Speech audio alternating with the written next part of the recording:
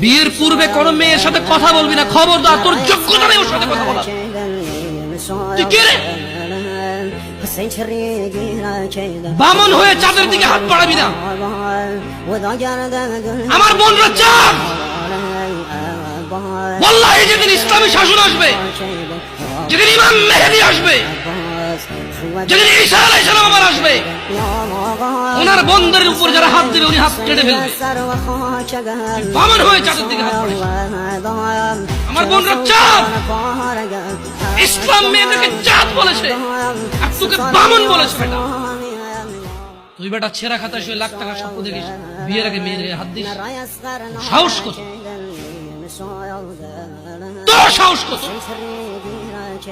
তুই জানিস না মুহাম্মদ সাল্লাল্লাহু আলাইহি সাল্লাম বলছে নেক স্ত্রী দুনিয়াতে যা আছে ওর চেয়ে বেশি উত্তম।